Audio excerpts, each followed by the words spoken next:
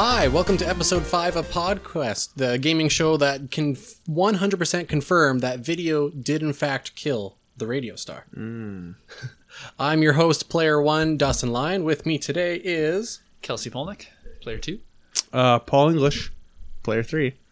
How is everything going this week, guys? Good. It's been a busy week. Fun. Had some ups and downs, but... Yeah, I feel bad for you because you had some... Funeral and dog at the vet both this week, but one was expected and the other one's dealt with, so it's getting better now. Mm-hmm. Paul? Dog looks battle worn now. Frankenstein now, Yeah, like stitches all over her it's face. The collector's edition of his dog, battle worn. Battleborn dog. Yeah, my week was okay. Pretty typical. Big announcements in my life. I beat Star Wars Battlefront 2 campaign, and for now, there is additional content coming out, which is awesome because it leaves it on a cliffhanger. And I've really enjoyed. It's not the longest, but what they have so far is really good. I really enjoy the story that they're telling. I hope it doesn't go the direction I think it might go, but that could have been like a swerve, a clever little swerve. Also, test servers have launched the PUBG second map with the vaulting and new guns and everything. There are some janky bits. Like we were playing yesterday and there was a rock with a hole in it. And you could crawl into the rock and shoot out of the rock, but nobody could see you in the rock. It wouldn't be a PUBG game without some jankiness, though, right? And then there's like areas where you can fall into that there's no way to get out. But then this is like what, 2 days after it launched though? Like like a day early. Yeah. And then there's like no floors. There's texture for floors, but it's not actually rendered in. So it's like disappear in it. And then you can talk in game and people will come over to see what's going on. You just shoot them. It's pretty good. Just sit there, just the typical. Yeah. Hey, what's that? Hey, what was that? For all you Metal Gear Solid fans. What What about yourself?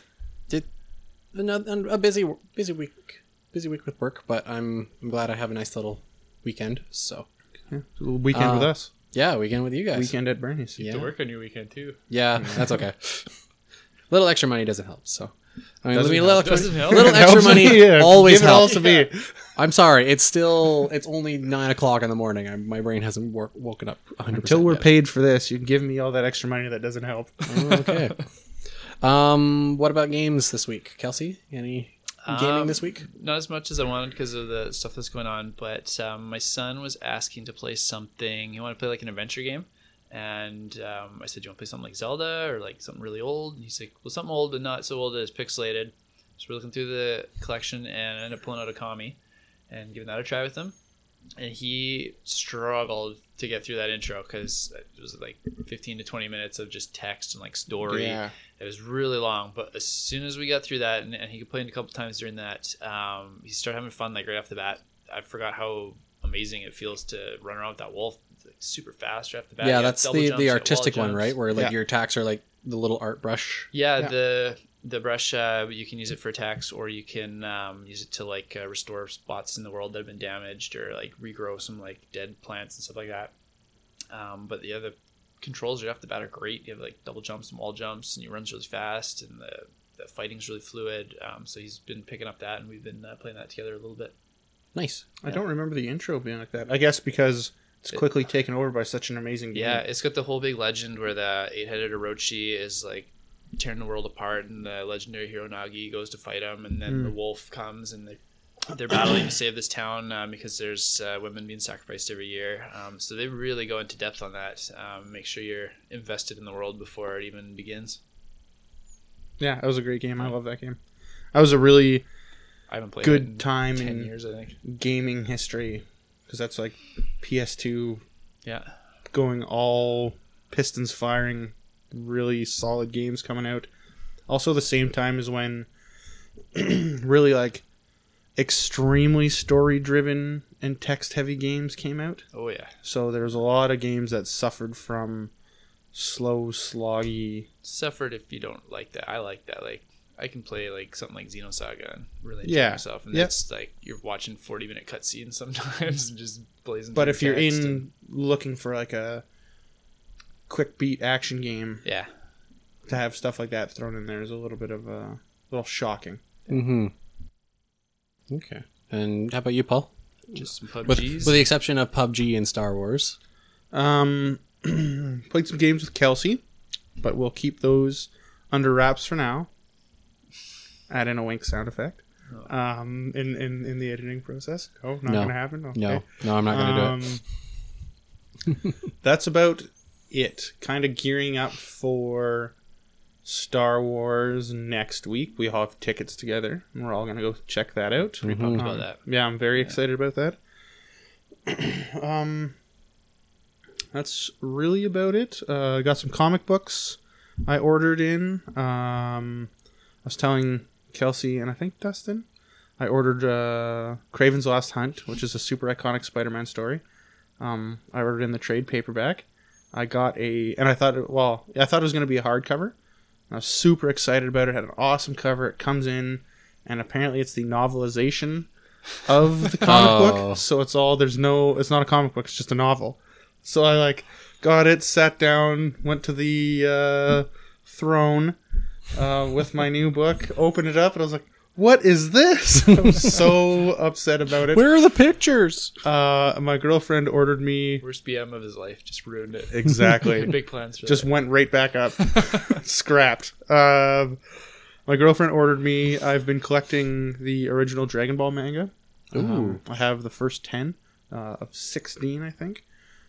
So she went to order me a new one. She ordered me 16.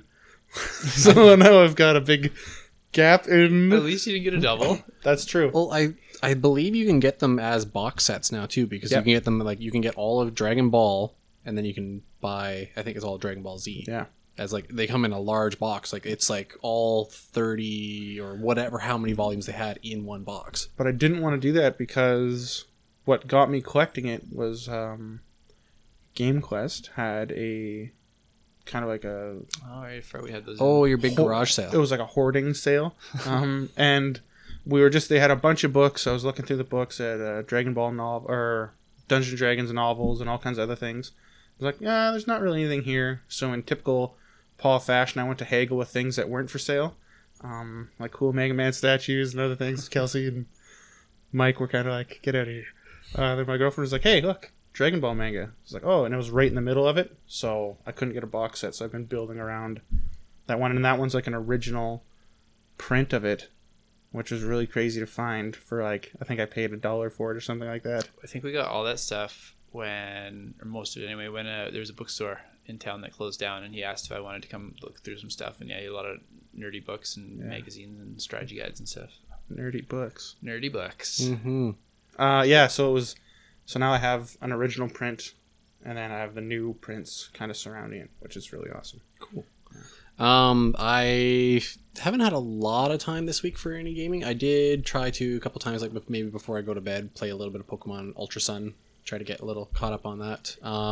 Try to play a little more Xenoblade Chronicles 2.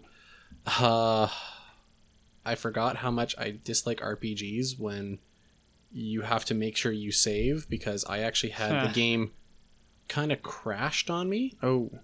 I got killed in the field, and it went to black. The music was still playing, but it just wouldn't spawn, wouldn't recreate the world, wouldn't put me back in. It just sat there. So I threw the switch. Good anyway? Music was okay. Music was okay. So I hit the switch to cancel the game and reopen it. And sure enough, I was right back where I had started an hour ago. After doing 2-3 missions. So I don't miss that in video games. I have to go back, and I have to have a day where I just sit down and play Xenoblade Chronicles, because especially for RPGs, if I put an RPG down and don't touch it for a while and come back, I'm going to be doing what was I doing? What quest, what direction, who am I supposed to kill? Yeah, at least they have a nice little logbook where it's you have these active quests, set this as your active, and it kind of helps guide you, but there's not a lot of guiding. Or one thing right now, this lumber mill in this town, their crane broke, so I have to help fix the crane, and I have to figure out who broke the crane. And I'm pretty sure I did all the stuff for who broke the crane, but it won't let me trigger the next part of the quest. So I need some more time in it. Beyond just losing track of what you're doing, I always find it hard in a role-playing game when you take a break to equip your characters properly and battle effectively again. You kind of got to learn those systems again, put a couple hours in to get good enough to actually fight things and like take down a boss or something. Mm-hmm. Yeah, it's hard because it's obviously very early in the game because I'm only level 7, and the first area of creatures, there's everything from level 5s to level 50 running around. Yeah, that's a great thing about Xenoblade Chronicles is there's monsters that can take you down in one hit right off the bat. You kind of the thing is, I'm not bad fighting against a level 5 creature, but if I'm fighting 3 level 5 creatures, because I don't have any other party members at this moment, it's just me. So it's just like it's not easy. So. Well, and I could tell you were early game because I feel fixing a crane and finding out who broke the crane is not the best use of your skill set once you become a really deadly warrior. It's an important crane. I guess it's a very important crane. Gets all the lumber in the lumber mill. It's the Sephiroth of cranes. It's the Sephiroth of cranes. Yeah. All right, then. Good stuff.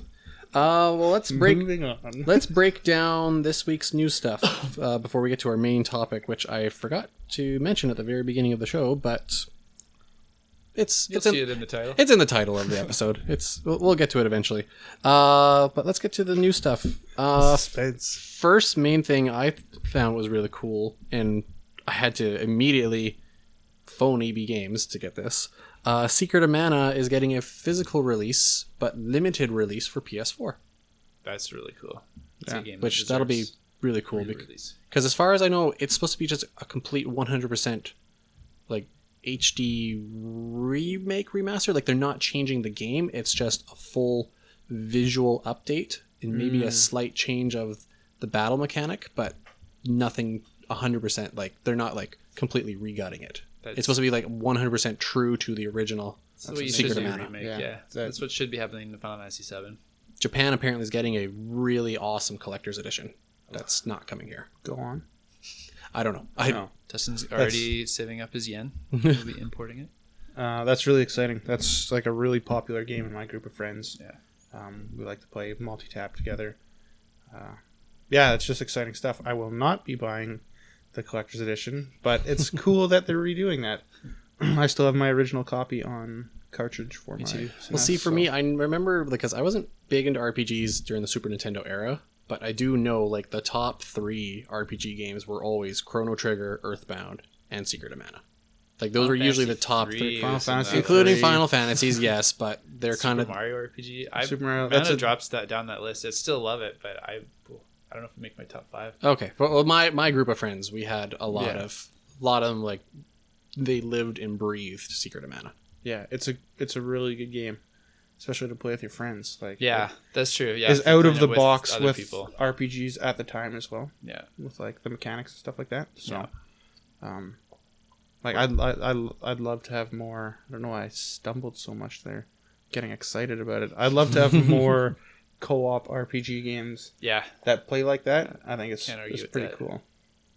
Earthworm Jim. Well, our next story. And we're going to have to ask Kelsy on this one. The Mega Man 11 announcement, as well as super surprising Mega Man X 1 through 8 being released next year. Unconfirmed if it's a collection or if they're doing separate releases of them, but I hope it's a collection again. Confirm or deny?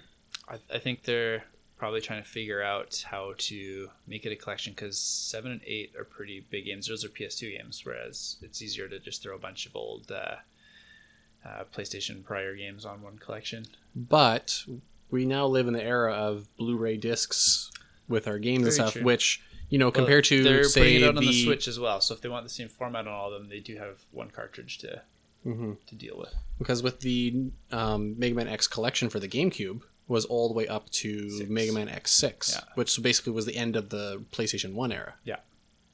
And those are usually this one here they only have to tie they only have to tie 2 more games onto this, and that's it. Yeah, I'm wondering if they think it's worth the effort because those are usually the ones people just bag on. 6 is not great either. After 4 they kind of went downhill, but people still like 5. There's a few people like 6. I don't really hear defenders for 7 and 8.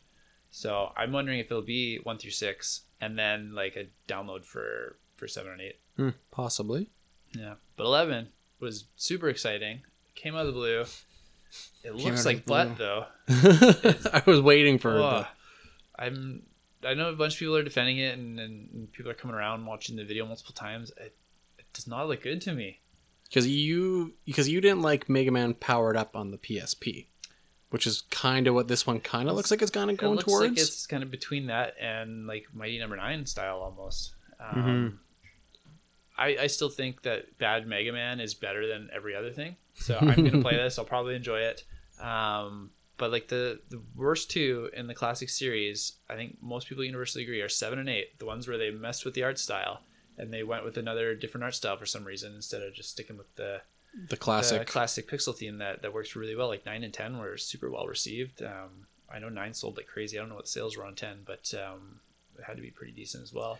Do you think this is Capcom trying to obviously re-energize the Mega Man property again? Or they're just kind of rehashing these titles that they've had before just to keep some more money coming in? Because making a buck. I think with because Marvel vs. Capcom Infinite now has X in it. Mm-hmm. So you think that kind of helped raise a little bit of hype for maybe the Mega Man X collection announcement? At least Mega Man has been in every Marvel vs. Capcom. So they probably had plans to do this before Marvel vs. Capcom came out and stuck X in there purposefully. But it doesn't seem like they're doing a quick little rehash. Like it's not coming out till the end of next year.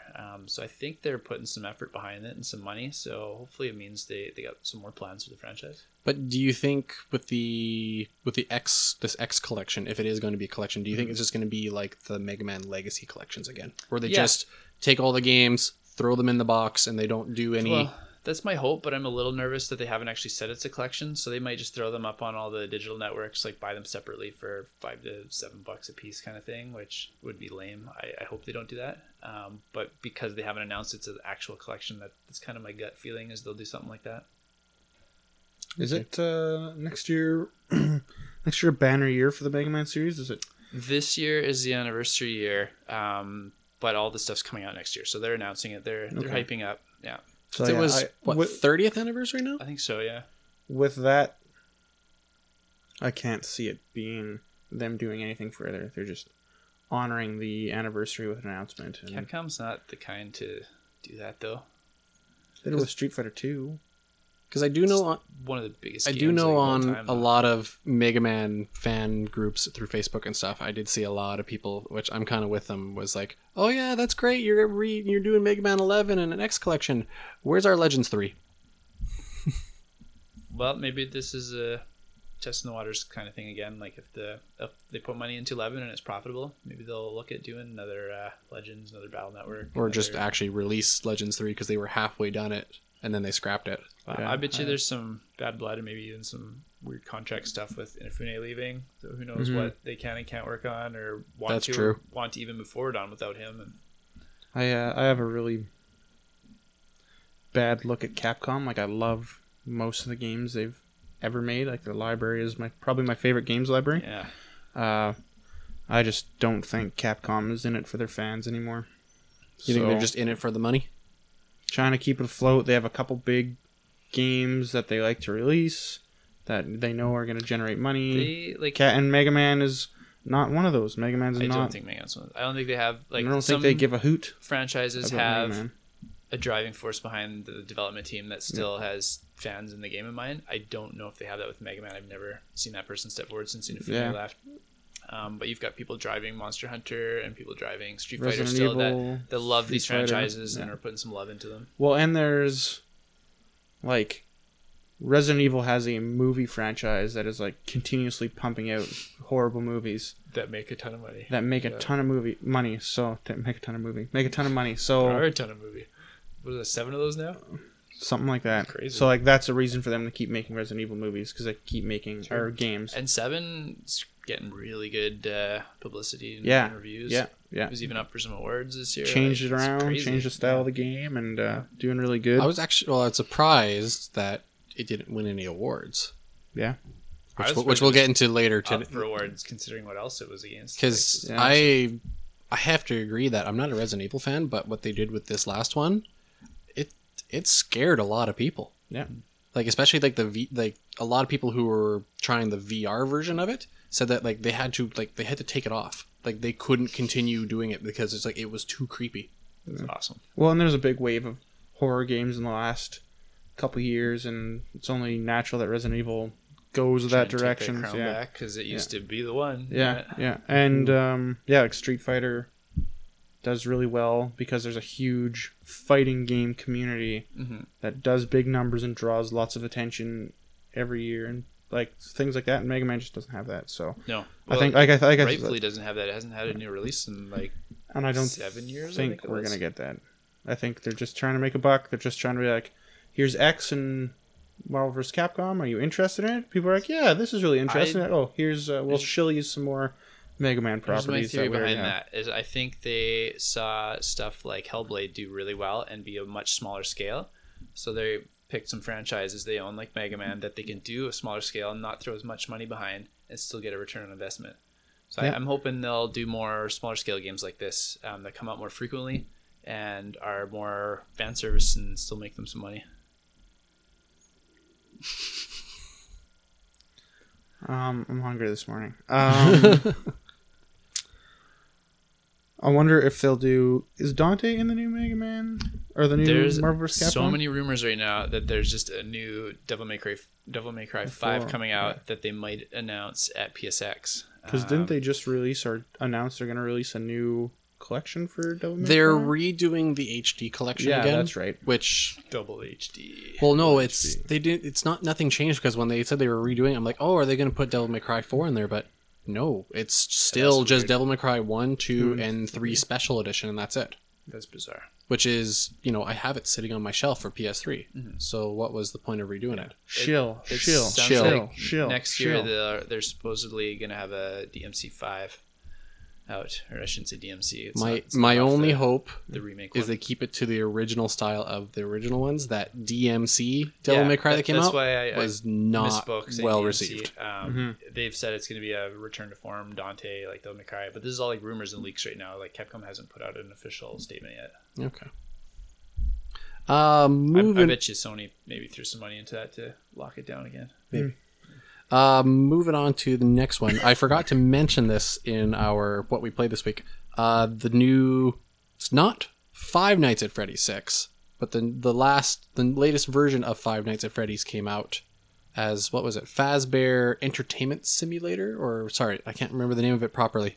But you build the Fazbear Pizzeria. But I was playing it. It's really creepy. Like, I'm not good with horror games, but I really love the lore of Five Nights at Freddy's. So I love seeing all the theories behind it and getting in depth with it. And there are a lot of weird, freaky things that are in that game. That's I've only played a bit of the first one, but like you said, the lore of Five Nights at Freddy's is really awesome. I like keep up with that.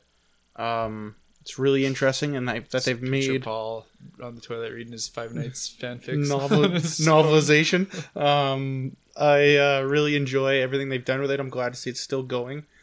It doesn't I've been scared by 2 video games. Resident Evil 2 had some creepy moments, some jump scares, and Alien Isolation really got me. Really, that's a pretty big gap in between those two. Yeah, hard as a rock. Sounds weird. It's a weird thing to say. Yeah. But I know the Five Nights at Freddy's like lore. Like I love watching the game theory videos on it. Like I can't wait for Matt Pat's latest theory with this last game that came out, because it sounds like this one is almost maybe a wrap up of everything. Like it almost sounds like this is like, it's not the Five Nights at Freddy's 6 that everybody wanted, but it sounds like Scott Cawthon, the creator, said like, you know what, this is the last property to tie the games definitive up. Because he does still have a movie coming out, and there's another book coming out in the end of December here or something.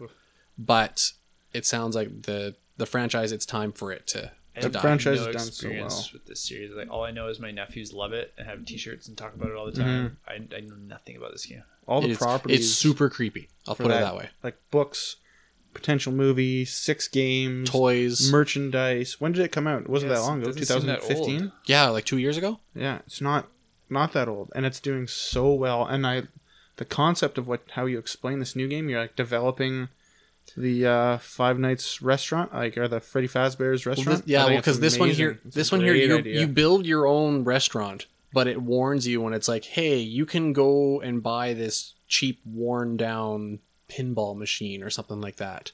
But because the box is so big when it gets shipped in, you don't know if something comes in with it that you don't want to come in, like some sort of haunted robot suit of a bear or a rabbit or something. It's like when Homer goes to buy the Krusty the Clown doll. It's evil. Yeah. That's bad, but it comes with a free Frogurt. Yeah, that's good. It comes with a free Frogurt. So it's really creepy because the one little mini arcade thing you play is you play a little girl running around a labyrinth, and you just collect all these fruits and berries, whatnot, and you have to collect them all to finish the game, and then you finish it. Mm-hmm. But you go play it again, and the music starts to bog down, and it's like something's wrong.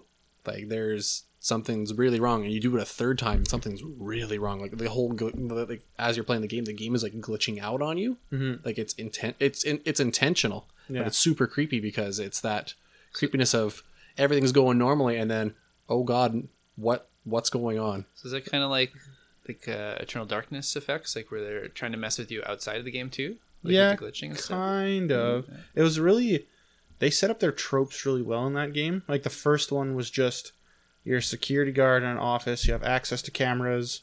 You have a kind of like a map that shows where the cameras are and like the trajectory of where something could come, and then vents on either side of you, and like you can control the light. And I think that was it. So you're checking the cameras constantly to see where things are moving, and then you have to turn the light on. You're trying to keep these animatronic monsters out of your room. And then the next one introduced a couple new mechanics and like some hidden mini games, and the next one was like more mini games that weren't hidden. Like it just kept adding and there was a lot of stuff that was like you have to know like the lore behind it, the subtle hints they're giving you, because like it came up to the point where it was you get this code by deciphering something that you actually have to be really smart to decipher it. And it ends up being a code that you input like as like a numbered dial pad, but you input it on a set of tiles in your main monitoring room, like 6742276, to activate this special mini game or special ending to the game. Like you have to really dig deep. Yeah, because there wasn't to get this stuff. Any story. Like the beginning, it's like in the first game you get a phone call. It's like, hey, thanks for coming in. We were sick. The last guy quit or couldn't come into work and blah, blah, blah. And don't forget, keep your eye on the fast bears or something like that. Like it's a very thin story that you get. And the guy phones you every day. He's like, oh, you survived the first day. Good for you. And then the games like that, they don't give you a lot of story. You have to kind of like look between the lines and dive. Kind of Dark Souls-y, or you gotta like search for that lore. Yeah, but it's there. Yeah. Very Dark Souls-y because you can fail at this game a lot, because it's like there's a reason like Markiplier has such a big fan following, because his videos when he played the original ones, he spent like hours playing that game, where it got to the point where it's like he was like shaking because like he has to like monitor the camera, and then he's got to look over here, and then he's got to look over there, and he's got to flash a light in a certain spot, and then he's got to run over here and turn this music box on, because if he doesn't keep the music going, this thing's going to come and kill him. The evil clown. But then he's got to put on a mask, and yeah, exactly. It's just like it's how much multitasking can you do to keep going to get the good ending of this game, and trial and error too, because it's like what stops this monster from coming? Right. What stops this? No, that's like you're in a pizzeria.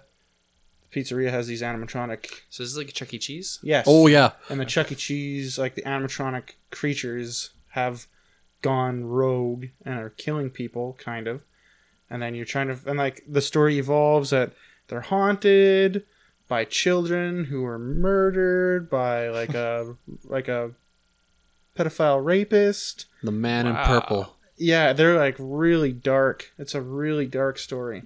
But people love it. Yeah. It's pretty intense, like, and then it's good. It's an interesting, and like I said, I'm glad it was kind of like a super indie game when it came out, and to see that's spawned such an empire, that's awesome. Good for him. So we do got to move on a bit, but I do really like the series. If you haven't checked it out yet already, or check out the Game Theory videos. Mm-hmm. Yeah, if you want a quick Matt wrap has up, put a lot of work into those. Yeah. If you want a quick wrap up of the story and like get some of the visuals and stuff like that, just do. Watch the game Theory. Our other next story, Disney is close to closing in to buying their 21st Century Fox assets. We mentioned that a few weeks ago, I think, first podcast. But it sounds like the talks are in again, which the only update I can say on this is I hope it goes through. I want Marvel to be complete again. Yeah, I like from what I read, they were like, yeah, you could hear an announcement as early as next week, which is quick. I'm a little nervous. Yeah, I'm excited and nervous. There's parts that seem awesome, like you said, Marvel getting all their characters back, or not all, but significant amount. It's fantastic. They could start using the word mutant again for the first time. Ideally, what I'd like to see is the end of Avengers 4. Like they get it, and then them not do anything with the properties. Avengers 4 happens, and Thanos wins, or something where like there's a definitive reset. Thanos does so much damage, they have to reset it. Then they bring all these things in, have Reed new Richards actors run the new one, and like Reed Fantastic Richards, Four and then we Tony. build back up to Thanos and do Infinity Gauntlet proper. I don't think you're ever going to see that as much as you want to. Like that would be They're going to pick a new. They're going to take Doom. They'll have Doom back after this. Yeah, we'll get a whole Doom. Arc would be amazing. I would love that. But Doom plays such an awesome role in Infinity Gauntlet, and then Infinity War. Him and Kang have such an awesome role in that as well. Do they own Kang, or will they after this? I'm pretty sure they have Kang now. But Kang, I'm pretty sure, was originally I want to say he's a Fantastic Four villain originally. I don't know. But who he's Kang known is. for Kang the Conqueror. Yeah. King the Conqueror. Oh, okay. Yeah, he's a right. really interesting character. He's pretty cool. Does some cool stuff. Okay. He's a Avengers villain, but I want to say he was introduced first in Fantastic Four. Fantastic Four travel back in time. I've only seen him show up in Avengers, but I know it's not anywhere close to his origin. And they deal with him in like Egyptian times. He's like Pharaoh or something like that. Or he travels back to manipulate the timeline with his ancestors during kind of like the Egyptian Pharaoh timelines. And the Fantastic Four run into him. And there might be something with him and Apocalypse in his backstory as well. Well, it'll be definitely interesting to see what comes of any announcement next week. Yeah. Super exciting. We kind of got to blitz through these next two stories here because we're quick. behind here. Gamer streams live UFC event on Twitch while pretending to play as if it were a real game. It was... it's like extremely illegal to start with. Yeah. UFC is very tight on their properties. Yeah. And he had like the picture of him in the corner with controller pretending to play the UFC game while the event was going on live. Did he at least put like the EA like overlay over top of it so it looks like it's like the EA UFC game? I think it was just the regular UFC the stream of UFC and him pretending to play it, and he got away with it for the entire stream. I haven't followed up on the news like to see if he's been punished or what kind of recourse he's had, but I don't know if there's going to be much to do because they can kick him off of Twitch. I don't know unless Twitch gets a lot of flack from UFC, like, hey, we want you to get rid of him. Big money and some muscle. So as much as I can see is like a fine and something like that, and maybe a cut, but that was a ballsy move. Very ballsy move, and yeah, UFC is very, very protective of their properties. Like and what's the fine? They usually have a disclaimer at the beginning of movies and pay-per-view events, and it's upwards of $500,000 for streaming this outside of a pub or some kind of like sanctioned event. So I could see him being removed from Twitch. I could see him maybe getting some kind of fiduciary fine. So be interesting to see how that plays out. I'll have if there's any news that follows up with it, I'll rehash it next week, and we'll just get some closure on it. Final story. Man beats GoldenEye record by 1 second after it stood unbeaten for 15 years. Yeah. Was this GoldenEye for N64? N64, yeah. It was the dam stage on Agent. So first stage, easiest difficulty. And it took him 15... And like, how many hours did you say he put into 250. To play a 1 minute stage repeatedly? Like, that's... Wait, so he was just time breaking one part of the game. Yeah. That game's got a different speedrun community because of how it's split into like, how many levels is it? Like 25 levels or something? Right, because they have different difficulties of the game. Because if you do the basic one, you only have to just go find this thing and you're done. While the hard mode is like, hey, go find this thing. Yeah. Don't get caught. Yeah. Destroy all the alarms. So there are people that speedrun the game in its entirety. And the games, all the levels are sheets set and up differently too, because it's individual folders and you're kind of kicked out after every level. And they all have their own individual timer afterwards, but I don't think they use the in-game timer. I think they use an outside timer. source. Yeah. Okay. So people speedrun separate levels in that game very frequently. It's really, really common. But it's not common for a record to last any more than a few years, let alone 15, because people usually find new bugs and glitches and exploits to speed things up. So did this guy? He just got lucky, movement, like perfect movement, yeah. Obviously to the second. Yeah. Well, and certain things will happen a little bit differently, and doors might open differently. Sometimes there's those 2 doors in the dam that like slide this way. Like those can catch you up sometimes, but I think most speedrunners have that part down. So the original record was set in 2002 of 53 seconds. And this guy did it in 52? 52 seconds. And his reaction... That's pretty funny. Yeah, go online and check it out. He's excited. He thinks he did well. And then when you click the button and it flips the folder and shows you your time, he just lets out this big squeal. It's so funny. It's pretty amazing. And, that's cool. It's cool to see stuff like that happen. Like you said, it's... and a lot of time goes into mapping your trajectory out in that game. Like it's taking corners. It's like a racetrack. There's perfect ways to take every corner. I do like watching like the games done quick stuff. Yeah, because I know there's been a couple of times, and there's lists on YouTube now. But it's like there's actually been times where they've actually broken the world record on live stream. On the live stream of games done quick, which I think that's really cool. Because I think one of the interesting ones was they were playing one of the Paper Mario games, and there's this part in the game, I can't remember which one it was, but it's part in the game where you have to come to a slot machine and you have to go through it.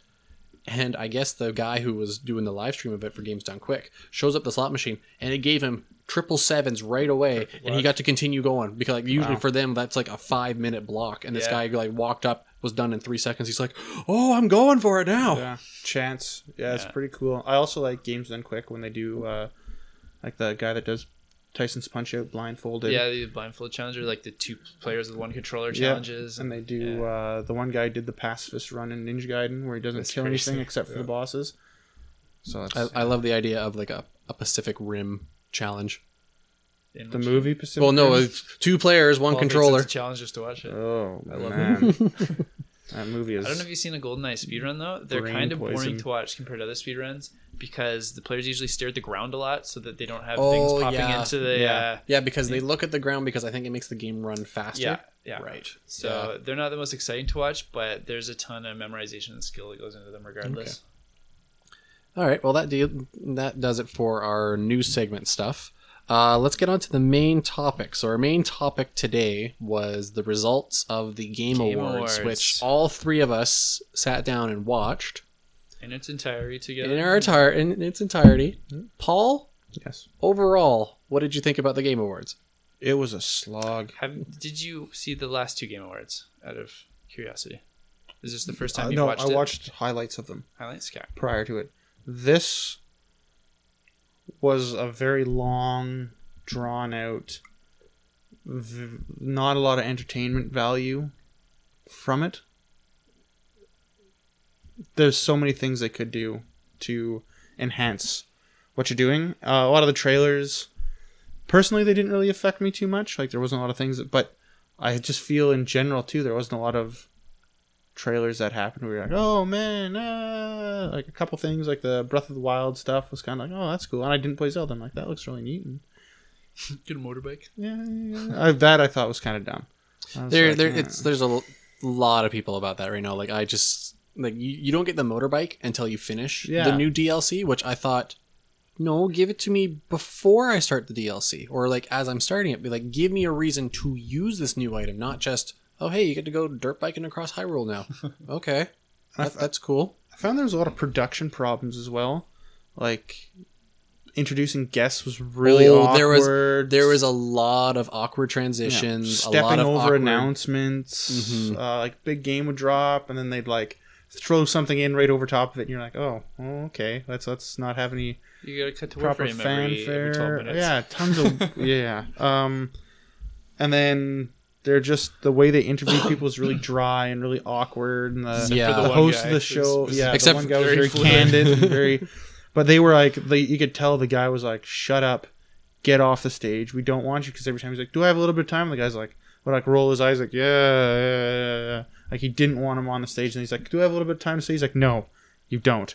Well, to be fair, I'm sure they had a tight schedule for broadcasting. Yeah, they had a tight schedule to cram as much nonsense and uninteresting things down. Shill.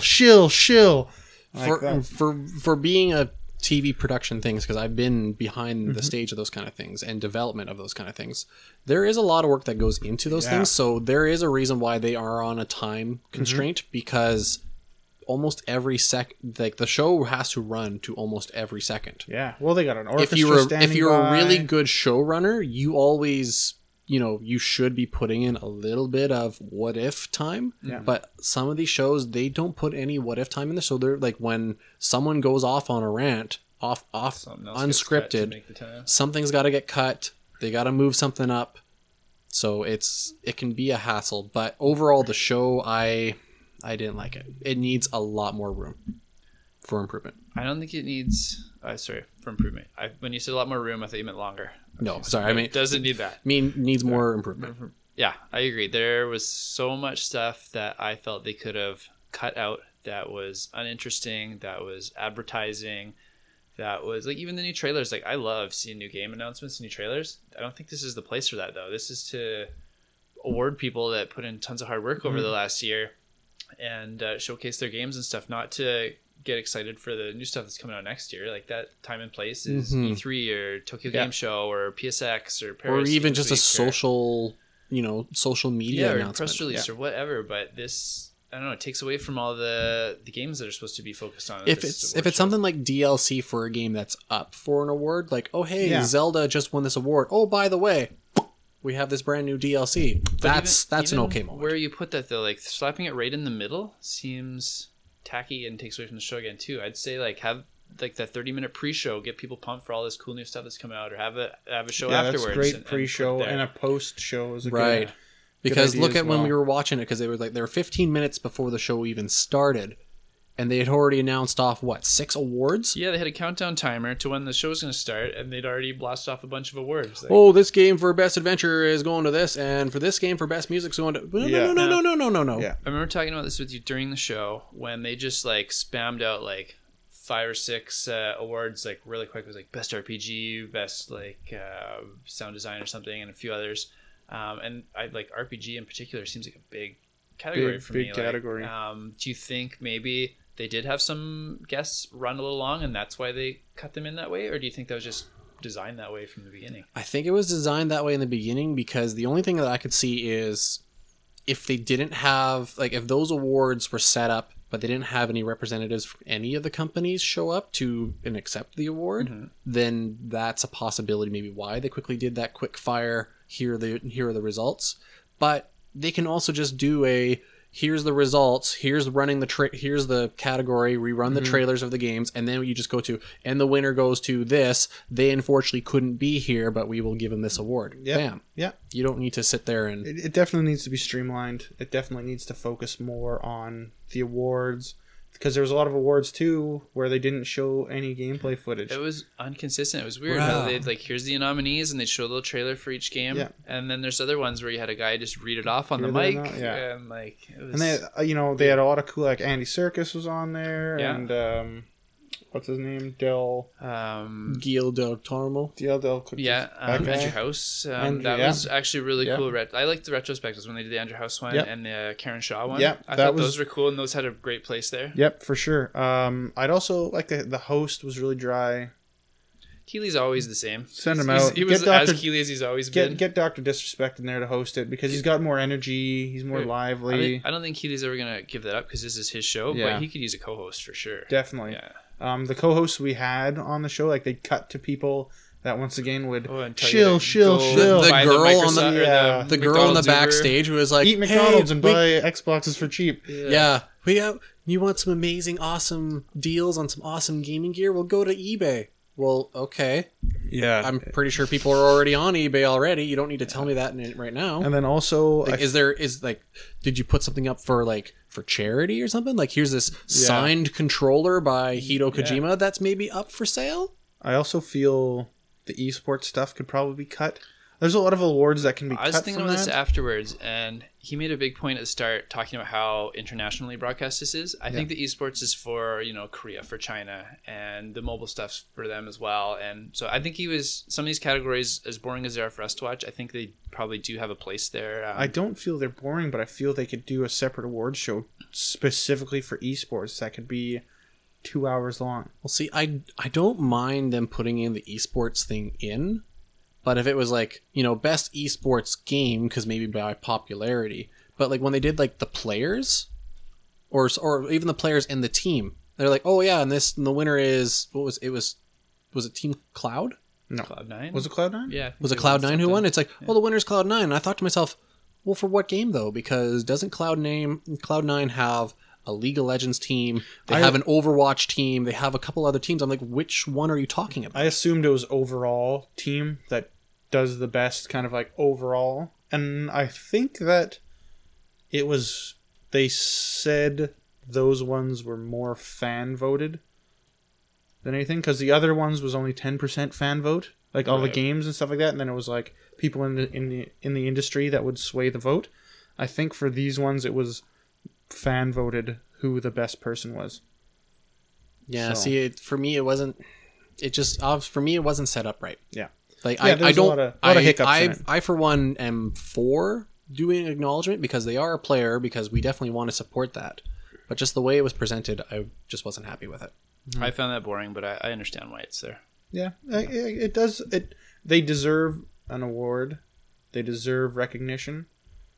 Was it the place to do it? Because I feel they need to cut it in half, what they're doing, because and if they want to do trailers, like they need to cut in half the amount of awards they have, because we're taking away from the awards. I think we counted 29 awards total. Like that's a lot in 3 hours. Yeah. And like you said, a lot of them were ran by sloppily and stuff like that. Mm-hmm. So, you cut it in half and still have your trailers. You get your cake and eat it too.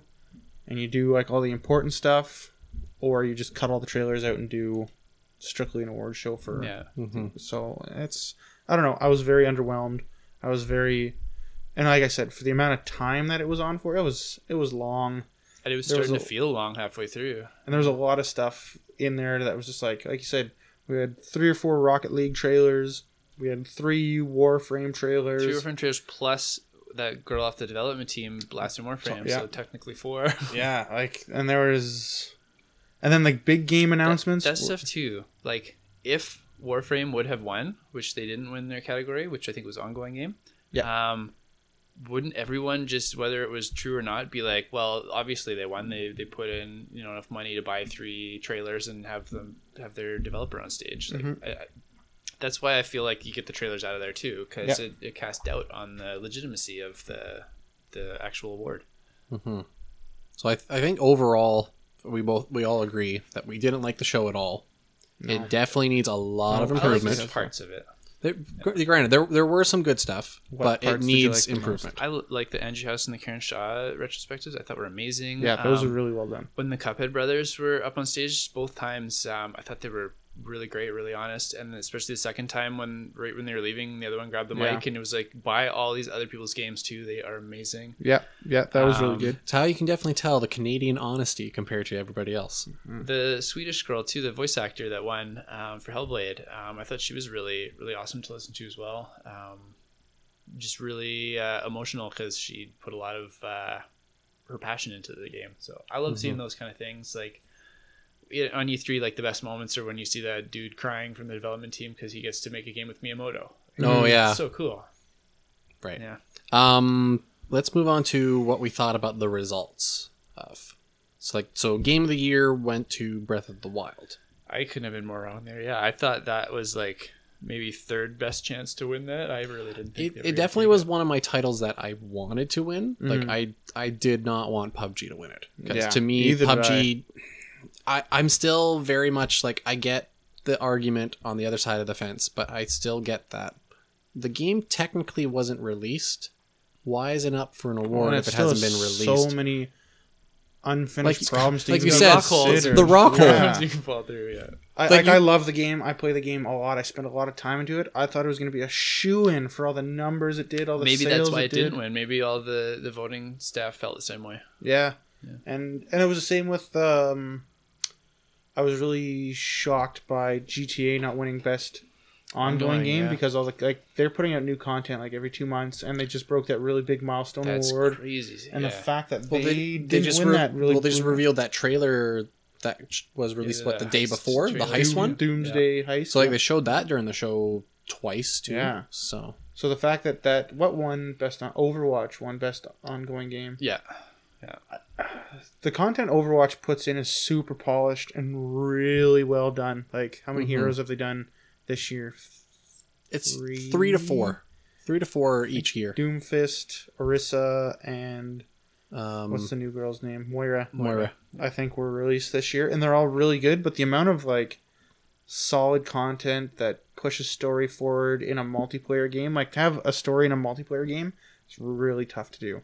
And GTA is just for free, constantly putting out really, really good, huge amounts of content. For them not to win it, I thought was crazy. Best game, Breath of the Wild. What else was it up against? PUBG. I guess Mario, I thought Horizon, and Persona. Lock for it. Yeah, I'm kind of with Kelsey because the only games that I really see that were up for game of the year. Actually, well, granted, Cuphead wasn't up in the running, but Cuphead should have been in there. Yeah, Cuphead definitely. But for me, it should have been Breath of the Wild, Mario Odyssey, Cuphead, or Persona 5. Those for me, those would be a good top 4. You because wouldn't count Horizon in there? Do you know enough about Horizon to make that comment? Because I don't know enough about it. That's actually a fair point because there is a lot of comparisons of Horizon Zero Dawn to Breath of the Wild because essentially they are kind of the similar game. But they go different branches though, which that's hard to. I think it hard to justify a spot on the list. I don't think it.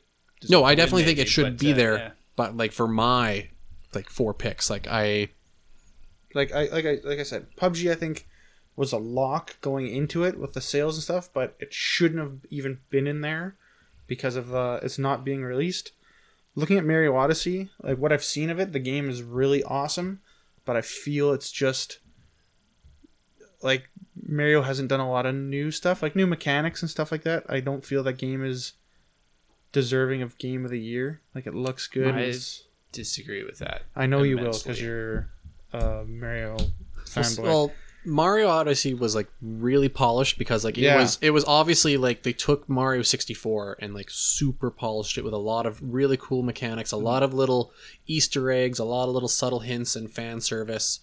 But I think maybe why Breath of the Wild got it was because Zelda's Breath of the Wild was a complete different departure from the regular Zelda formula, which you don't like the open world, but I thought that was perfect. The idea of, hey, we know you've played Legend of Zelda before. Here you go. We hand you your sword, and it's okay, well, do I have to go to a specific temple? No, you can do whatever you want, man. And I like that. That was going to be my point for Breath of the Wild winning over Mario Odyssey, because for a existing franchise to win Game of the Year over other stuff that's new and is doing really good and offers a bunch of different elements, the existing franchise has to do something so different and change the game up. Yeah, it was so drastic. Much, and Breath of the Wild did that where I don't feel Mario did. Mario is an awesome game. If there's a franchise of best new game of an existing franchise, it would have been really close between Mario and Zelda. Mario definitely you can definitely say across the board. I don't think there's been many titles of Mario of the regular Mario platforming formula where nobody hasn't liked it. Yeah, because except for which? Sunshine. Except for Sunshine. I like Sunshine. It was a pretty divisive one. But yeah, it was panned pretty hard by a lot of people because of the stuff they did in it. I still liked Sunshine. It's not a bad game. I wasn't there. There hasn't been a platforming Mario game that I was I absolutely hate. Universally praised. Yep. That one's got its detractors. Yeah. So that that's why I feel Mario Odyssey wasn't going to win. That was how I felt the whole way going into the Game Awards. It's a good game. It probably deserved to be on that list. But was it going to win? No, I didn't think at all. It's okay. Just one of the cameras died. And it's dead. Which was it, the main one, I think. Yeah, it's okay. Just keep going. I feel that you can edit that out. I feel that Breath of the Wild, now looking back on it, probably should. It's deserving. It deserved to win. Keep going.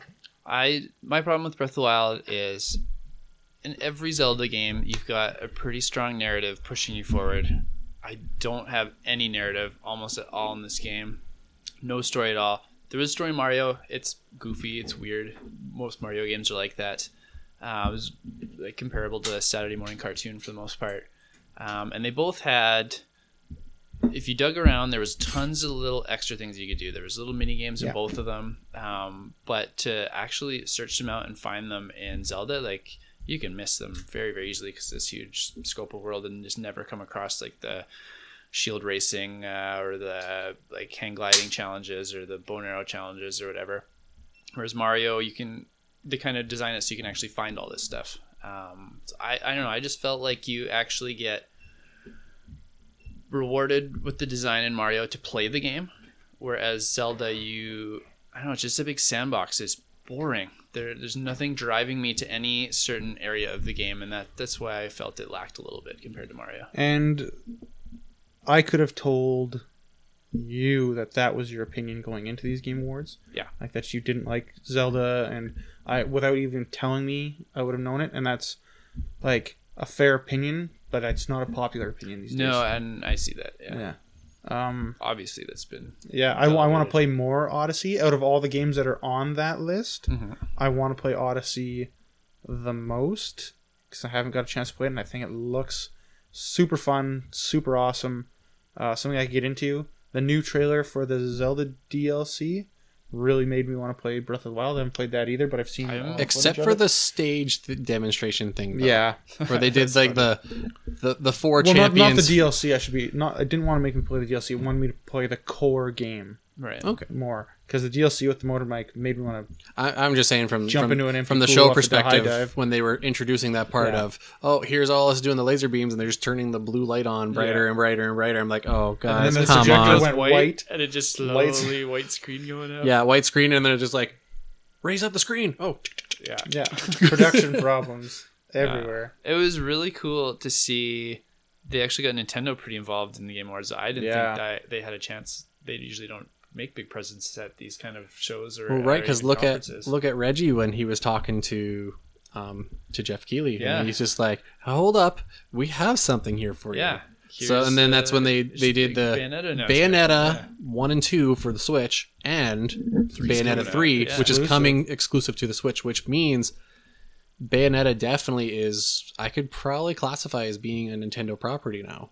Like, not officially, not 100%. Platinum still owns it, I bet you. Yeah. No, but Bayonetta 2, they came out and said Bayonetta 2 would not have been made if it was not for Nintendo. But they don't own the character. They just made sure that game's not coming out on any other console. Yeah. No, which is why I was also happy when Bayonetta came into Smash Brothers. Yeah. Because I'm like, that was definitely a character that... essentially what they did with Street Fighter. That was the only announcement there that I'm super excited for. I love Bayonetta 1. I like Bayonetta 2. 3 coming out is unexpected and amazing. I'm really excited for that. I still don't think it had a place in the Game Awards, so they should have shown that in a pre-show or a post-show. E3. Yeah, and the From software is pretty cool. We don't know nothing about it. We all knew they were working on something, but they really didn't explain what they were working on. They just showed this bloody winch or something. Well, what do you think it is? Because Bloodborne 2. That's what I was thinking it is too. Because I remember that was rumored that being in the works that they're working on a Bloodborne 2. Yeah, but didn't they say it wasn't based on anything else? They might have said that. I just don't believe them. Swerves. Yeah. There's a very big Japanese presence at this. There was, Awards, which I thought was really interesting. Yeah. Kojima out there a couple times too. Yeah. I'm blanking on the names, but the Zelda developers up on stage, and they seem truly like just giddy and joyful by the end. When they're out there getting the Game of the Year award, like they were just like couldn't hold those smiles back. Yeah. Mm-hmm. I like seeing those moments. I was going to say, what did you guys think about the best music category?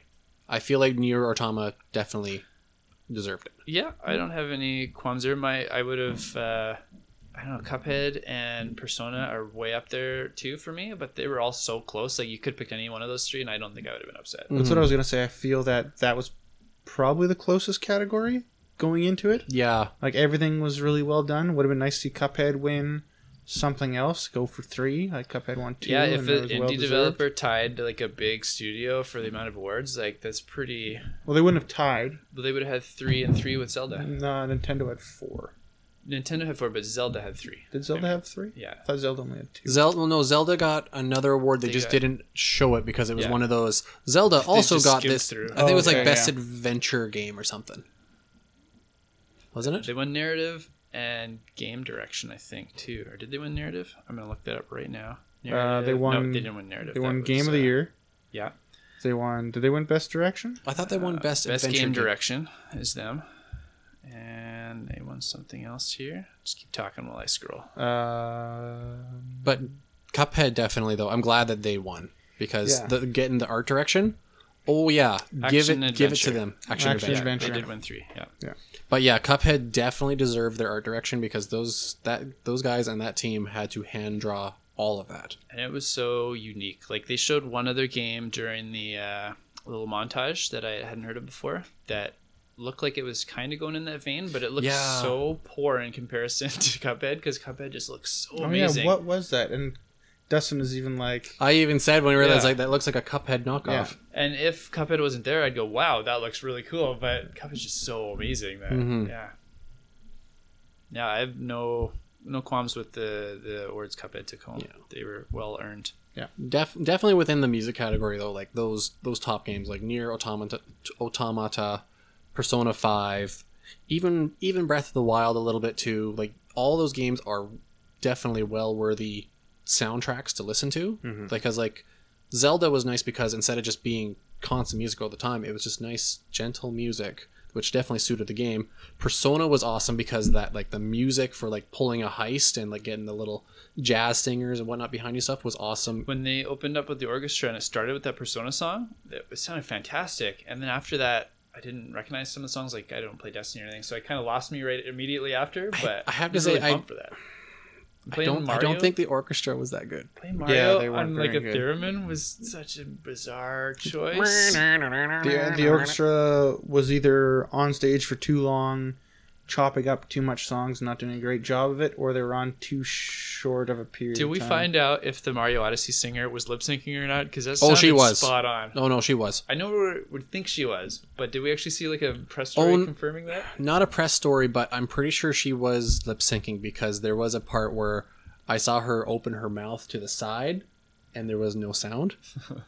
So I'm pretty sure she was just there to lip sync to it. If she wasn't, that was a really good rendition. Loved it. It sounded too close to like the exact song. Yeah, that was the only song they played that really lent itself to an orchestra. Yeah, had all that brass section that you needed for that song. I just felt like, oddly enough, I feel like they didn't utilize the orchestra the right way. Yeah, because it was like they came in, they played all these songs, and then they left, and then it was like not until like the last category that they brought them back out. I'm like, no, keep them on stage for a reason. They should have had big banner awards. The game that won the award, why wouldn't you have the orchestra playing their theme song to like bring them up on stage? Yeah, every person walking up, like you're just sitting there watching someone walk up on stage for 2 minutes, like play quietly, them up, play them up, play them off. Because you had a couple awkward moments where you had the person leave the mic and nobody came on stage to replace them for 30 seconds, and just staring at the empty stage for a little bit. I have a question for you guys. Sure. Not interested. The best handheld game I was mentioning before we started, every single game that was nominated was a Nintendo game. Mm-hmm. Does that category need to exist going forward? Handhelds aren't really... There's not a lot of competition for them these days unless you're going to include mobile in them, but they have a separate category for mobile. I would definitely say that mobile doesn't belong in the handheld because handheld is its own series. But like you said, Nintendo pretty much dominated because couldn't you also justify the Switch being a handheld now? But then that's the exact same problem next year. You only got one company included in the category. Well, I think it just means that if Sony decides to make another Vita or PlayStation Portable, they got to step their game up. I don't see anyone jumping in with mobile being the profitable one now. I think that's the handheld you go to when you make a new game. Well, I think they'll just have to crown that Nintendo is king of handhelds. That's what I mean. Like, retire this category. They have a permanent award in it, basically. Mm-hmm. Yeah. People like to put a title on. What won the handheld again? Because it was Metroid. Metroid. Okay. Because it's divided. People are divided. You know, you have your Metroid fans, you have your Pokemon fans, you have this, and somebody wants to be like, I play the best game. I'm a Metroid fan. Yeah. So it deserves a spot. But they're wrong. Their Fire Emblem fans should have walked home with that trophy. Yeah, whatever. On that note, would you guys be against if Nintendo did something kind of similar to this, some sort of award kind of thing, but they kept it was all internal Nintendo stuff, but they bring in such like awards for like best Nintendo fan, like that seems like something they would do at their own Christmas party, close to the public. Like I don't know why a bunch of people would want to watch that for the most part. Okay. Just curious about asking that. Yeah, this might because like you said that because if the handheld category is all Nintendo, then it's just like, and the winner goes to Nintendo, but it's either Fire Emblem, it's either Pokemon, it's either Metroid. It's going one of those. So it just depends who wins it. I would watch a Nintendo only awards ceremony, but I don't know how many other people would. Mario Odyssey needs to win something. Maybe if they did those kind of awards and stuff, but they blended it in with their Nintendo Championship things. That'd be cool. Then, I guess they could. That'd be the one moment they'd have to do that throughout the year. Mm-hmm. Because they need that time as they're going between games to set something up. They can be like, "Hey, here are top 5 fan nominated Nintendo fans that people went on this website and submitted a video of how awesome it's a great idea actually to do the World Championships and do an award show. Yeah, I like that. Now that's a great idea. Mario Odyssey did win an award. Best family game. They must have breezed over that. Oh yeah, they did. I remember that. It was one of those. Oh yeah, and best family game went to Mario, and then they like moving on. Yeah. And they even had like a big. Mario Odyssey didn't get really talked about at all. But then they had that big part where they had like Mario hats under all the people's seats. Yeah. And everybody's wearing. I thought that was so strange because I was like, "Oh, Mario Odyssey's gonna win." Reggie probably worked that into the contract. That's true. Getting him on stage. So you want these guys to fly from Japan? Yeah. Put these under the seats and cappies in there. Yeah, exactly. I still really wanted to see, and I don't know why my mind went off when Reggie showed up and he was talking to Jeff Keighley, like Reggie just to be like, "My body is ready, rip it off," and like go WrestleMania on them. Power Slam Keighley on stage. Power Slam Keighley on stage. Reggie's always entertaining to watch. Mm-hmm. Yeah. What do you guys think of the just overall language? Like right off the bat, when we were starting, they had that VR game. I was actually going. I was going to ask that exact same thing. Had them just blasting F-bombs, and that was like right when the show was starting. That was like 2 minutes into the video. Yeah, like that's a weird feeling to set like right off the bat. Well, here's a question though. We were watching on YouTube through a recorded video stream. But if it was actually being broadcasted, do you think that there would have actually been a censored version of that going out while we were watching obviously the uncensored stream? Not on the internet. Even if it was censored, they chose to place that game there purposefully. Like I get having the developer from A Way Out coming on. You can't control what he's going to say. Mm-hmm. He got pretty wild. But that game was chosen to be there right off the get-go with like a flag. Right, because it was all quiet and it was like, F you, what the F are you doing here? Yeah. And I was just like, okay, it's Rick and Morty those two voice. Guys come out after, like, the guy that was in Rick and Morty, the voice. Yeah. Justin Rowland? Was pretty serious about it. Like, you could tell that he was... The guy looked like he hadn't bathed and they picked him up off the street. Well, he just didn't care. Like, he was trying to make a joke out of it, whatever. He's trying to have fun, but it was just... Like you said, to open up your show like that, I don't think is a great idea. Maybe they're trying to be edgy. Maybe they're trying to separate themselves from other game awards and da-da-da. It's on the internet. You can't be... I get the same... I'm with you on that wrong. Like, even if they had to put that in there, don't put that at the very first 2 minutes. Yeah. It can be in there someplace. But no, that's in the pre-show or the post-show. Don't put that in the award show. Yeah, if we're talking about trailers and stuff like that, the way we think it should be, but the way it was set up, Keighley put it said in the end. A whole bunch of times he wants this to be the Oscars for video games. And it's not going to be like that. With that kind of feeling, that's like the 12-year-old version of the Oscars. Like, that's potty humor. Like, if you want to be Oscars level, like, you don't you just don't show that stuff. Well, and to start the show off, like, did they have any really big games to open the show up with? If they were going to put trailers in he just promised. He's like, later on, we'll get to the cool stuff that nobody thought was ever going to happen. But did they not do one of their world premiere things during the pre-show when the show hadn't even started yet? Yeah, they did.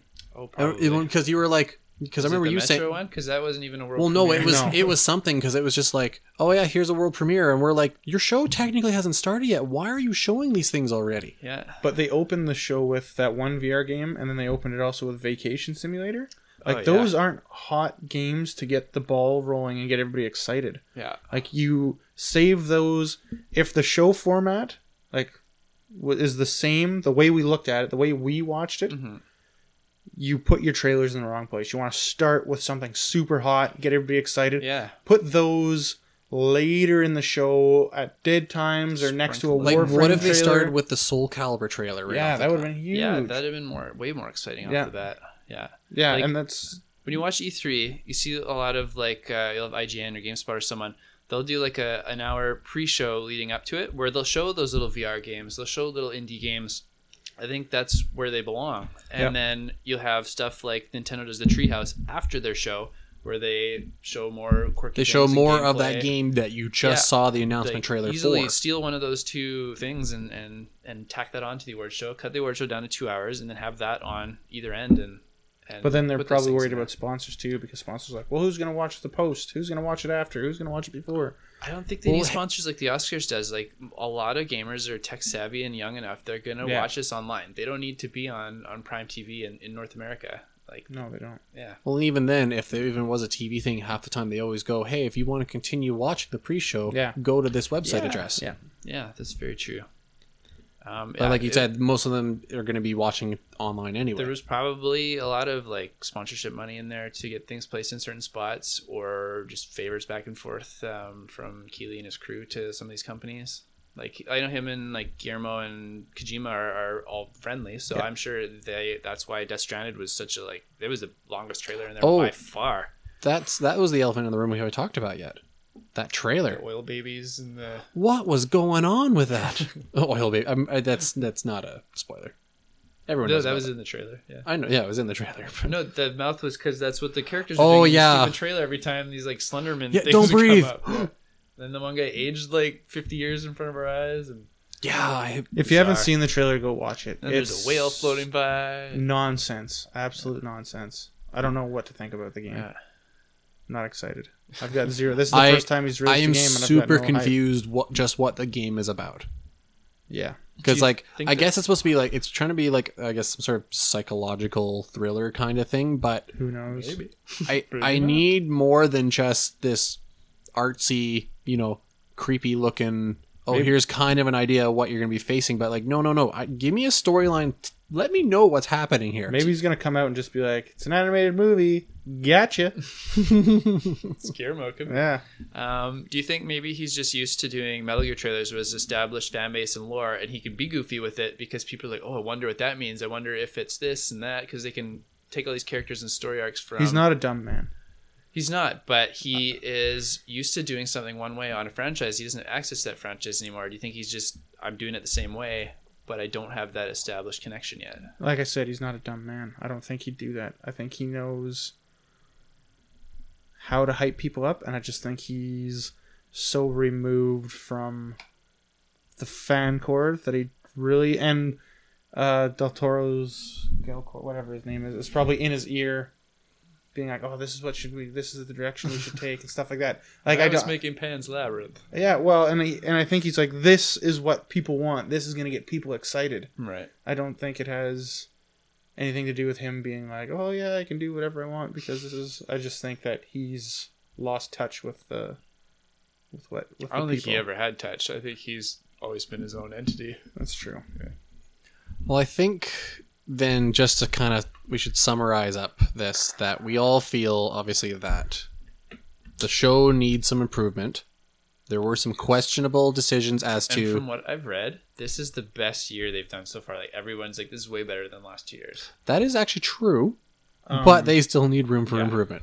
Real quick... at least they're moving in the right direction, from the sounds of it. The guy that came out and kind of had his big moment The Way Out developer? Yeah, I feel that he saw the way the show was going, and it was like so dry and so boring. I think that he had time on the stage, and he like took it upon himself to try to interject. Why he was like, I don't want you to be the Oscars. Yeah. Screw the Oscars. Yeah, and he was saying like some buzzword things and trying to get like he was trying to get the crowd hyped. Because the right crowd off the was bat, like he got really, out there and was like talking to them. Yeah, and I think because the crowd was, I think there was a lot of scenes where the crowd was like noticeably bored. So I think he was trying to get the energy level up. Yeah, I forgot about that because look at the number of times we were looking at the audience and like, hey, that guy's pretty much falling asleep over there. Yeah, so it's interesting that like he read the crowd, and he's the viral moment that every news station has picked up out of this, which drives me nuts. It's like when GTA broke that sales record, I'm like, this is what people think of gamers now. Like, and I get what he was trying to do, if that's what he was trying to do, like just get some excitement and some adrenaline shot into the show. But that's not what I want to see in an award show, is that guy's crazy rant. Yeah, there's a place for it because it's a platform for people to talk.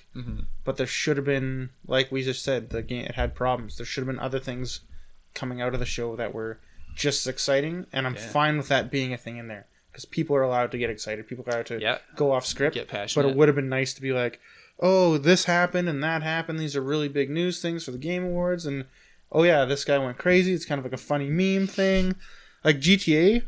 GTA is not the best game to be breaking these awards and stuff like that, but GTA is like a huge fan base with a company that's supporting its fans and showing. Like there are good things there, it's but good things around it, but not overall, what people see when they see that story. They don't see the good stuff. They see the bad publicity and the this guy's game smut around GTA. Is a little game that EA, like this company everyone hates, is putting a lot of money and advertising behind. Like there's all these good stories involved with it that are just not going to be seen by most people. Overshadowed. Yeah. And they just see that they're comparing him to Tommy Wiseau from The Room, but smart is what I've read mostly so far. That has nothing to do with all the games and the cool stuff surrounding that story. Yeah. So I think, again, just to summarize, we all agree that the show definitely needs improvement. Yeah. I'd like to see it shorter and all the ads move to one end or the other. Yeah. Same thoughts? Yeah, pretty much. Yeah. Remove the ads, maybe cut down the amount of awards they have, because it's a game awards. Partner with Twitch, just like make the show live on Twitch instead of broadcasting it on the old networks. It's Game Awards. Give more fanfare to the awards. Show more game footage. Don't gloss over things. Have Andy Serkis come out, because Andy Serkis just read him. I don't think there was any video clips of that. It's like that's really bad. Have an orchestra, but play it up. Play everybody that comes on the stage. Like, you want it to be the Oscars. Celebrate the stuff that's there. Yeah. Be true to the subject matter. Yeah, and keep those retrospectives in. We're an old enough industry, and there's so many stories that need to be highlighted. Like, I don't know how many people knew Andrew House got fired from Sony recently. Like, that's a pretty big deal. Yep. And they pulled Karen Shaw out of obscurity. Like, she hasn't been doing games for a long time, and give her a big spotlight, which is pretty amazing. It'd be nice to see more of those Lifetime Achievement Award kind of things. Yeah. Even posthumous ones if they feel the opportunity. Yeah. All right. Well, I think that wraps it up for this episode of podcast. I definitely want to say Edit that you out. are right. We'll edit that out.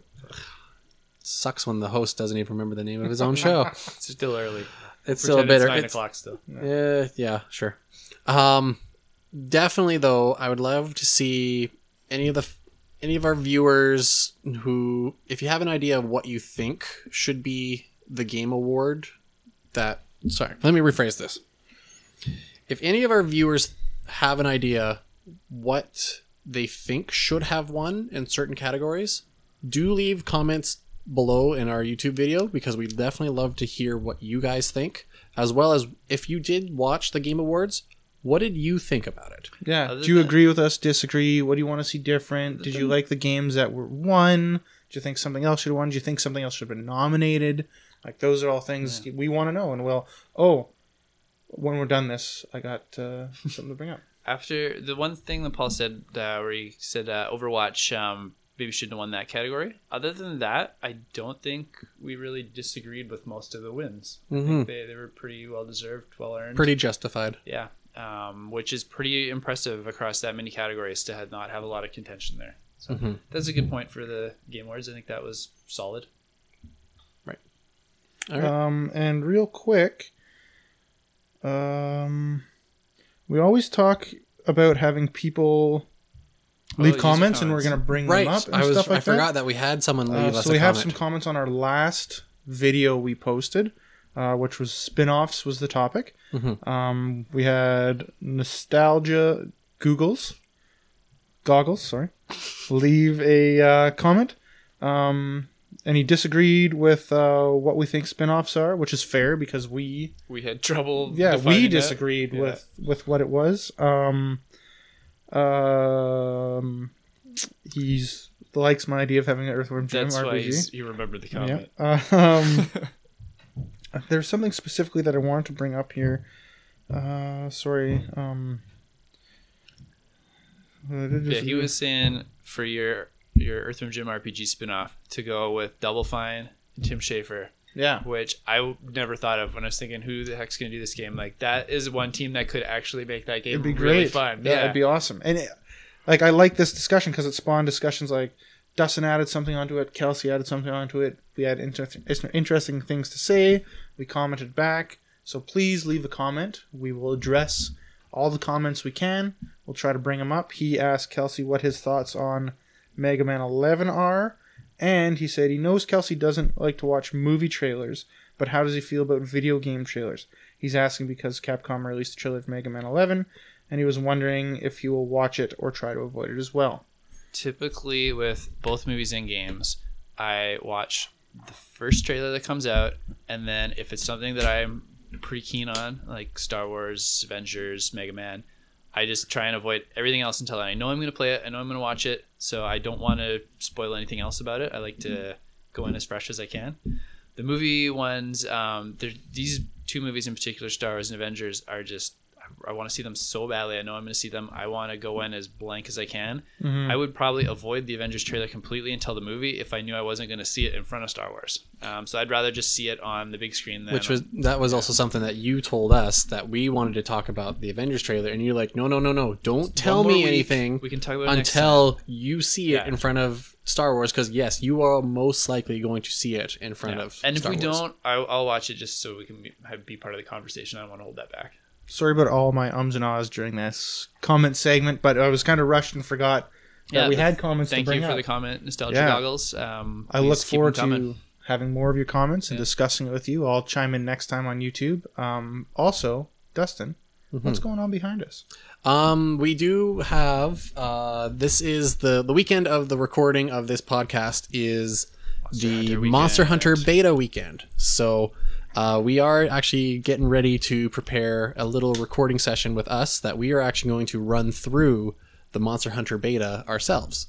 So be sure to keep an eye on the YouTube channel for when that video series comes out. I'm sure it's going to be a lot of fun because for you, Kelsy, you've never played Monster Hunter before. I played about 5 hours of Monster Hunter Tri for the Wii. Okay, and then Paul... I can't remember which one it was for the PlayStation 2. Yeah, the network adapter on the back. Okay, so it's been a long time. Yeah, it's been a long time. And you could play cooperatively with friends. That was... And I played a lot of that game. There was like a musical game, having to press buttons when you're cooking meat over the fire. And yeah, it was a long time ago. I had a lot of fun playing. The last one I played was on the 3DS, not Monster Hunter... Not the X generations, but Monster Hunter 4. Okay. Was the last one I played, so I have a little bit of relative recent experience with it, but I am super excited for this game. Everything I've seen so far on this one looks really cool. So it'll be definitely well worth really to see our little gameplay session and how much fun we have with that. And to stay tuned because we do have lots of content coming down the pipe. We got more title bouts recorded. We're gonna put them up pretty quick here. We got this coming up. Me and Kelsy are working on some stuff. Kelsy and Dustin are going to be working on some stuff. We got some other side projects that are also coming up too. Yeah. And we plan kind of loosely right now. January is going to be like 2008. We're going to really kick the year off, push through and have a solid schedule of things coming through. Right now we're just trying to put as much on our site to keep people entertained. So stay tuned. If you guys have an awesome idea for a video series that we should do, please, by all means, let us know. Yeah, we'll if we have the time, and we definitely have the means to do it, we'll try to do it and make you guys as happy as we can. And like we've said before, like, comment, subscribe, share, and just get us out there, and we'll try to keep you entertained for as long as we can. All right. With that, then that's goodbye for today. So we will see you guys on the next episode. See you later.